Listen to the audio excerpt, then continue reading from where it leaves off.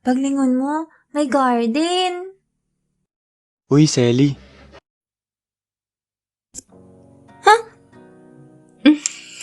Hi, Selly. Alam nyo, feeling ko nga, alam ko kung sino yung nagbigay ng love letter sa akin. Lagi kasi siyang nandun sa bintana na may garden na psst, psst, nang ganun sa akin. Pag lumingon naman ako, bigla naman siyang magtatago.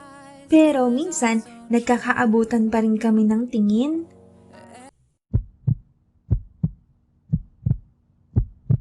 Hi. Ako nga pala yung laging nasa bintana ng classroom nyo.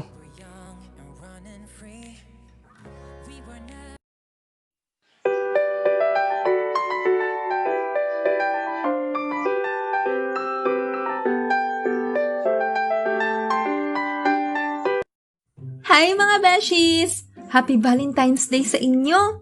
Ikukwento ko ngayon yung first time ako nakatanggap ng love letter. Uy, nakinilig ako Kasi syempre, may mga natanggap na rin naman akong love letter. Pero siguro bata pa ako nun kaya hindi pa ako kinikilig. Pero ito talaga, kinilig ako to the bones! Ewan ko ba kung bakit, basta... Bawal mag-judge ha. Pero, first year high school lang ako nun. Nung una ako nakatanggap ng love letter. Nakinilig ako. Hindi naman sa pagmamayabang pero madami na yata akong natanggap na love letter Mula pa nung grade 2 ako. Pero, puro punit na papel lang yun. O kaya sa blackboard. O kaya sa wall ng CR. Hi! Wala pa nga akong experience nun sa tinatawag nilang love. Ang tanging alam ko lang talaga nun ay kumain. Ah!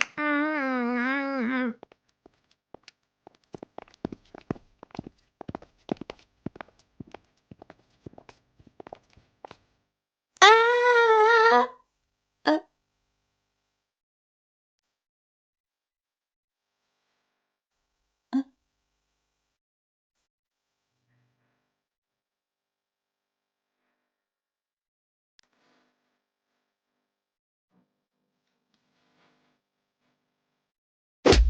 Madalas akong nakaupo doon sa likod, sa gilid ng classroom, malapit sa bintana. Oh, na-explain ko no?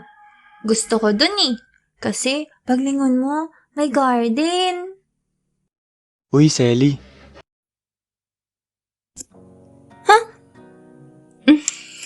Hi, Selly.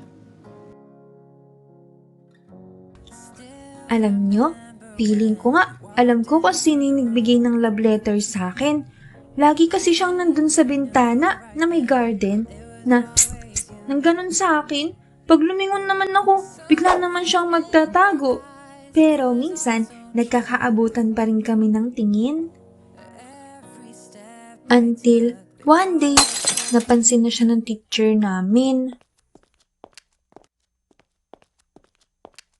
Hoy, hoy, hoy, hoy! Bata-bata niyo pa Wala ka bang pasok? Isusumbo kita sa teacher mo. Anong grade ka na ba? At umalis na lang siyang bigla. Siguro kasi napahiya siya. Lumipas ang mga araw at hindi na siya bumalik doon sa garden. Alam niyo, kahit minsan naiinis ako doon sa paps niya, hinahanap ko pa din siya.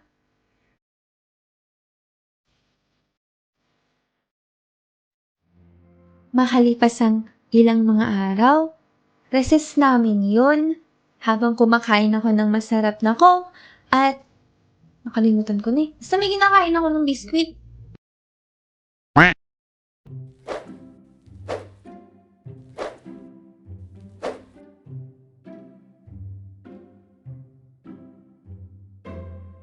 Ha? Anong ginagawa niya doon? Sino ba? Yun yung lalaking laging nasa likod ng garden? Yung paps lagi sa akin?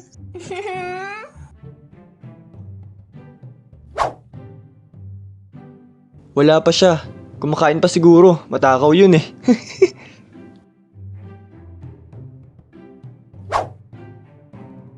Dagli-dagli siyang pumasok doon sa room nung nakita na yatang walang tao.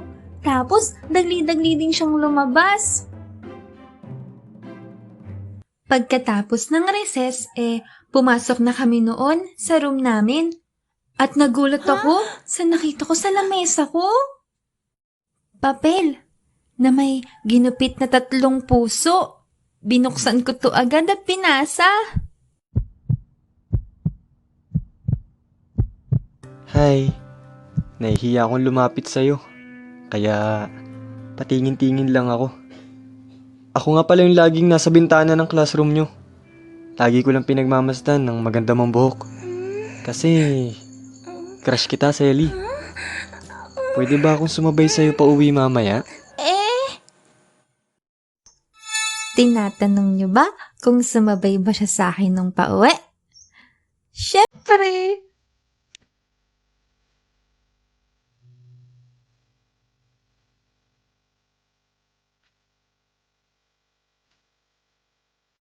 Hindi. Kasi tumatakbo ako ng pauwi. Nahiya kasi ako eh. Sayang. Hi, Dashies!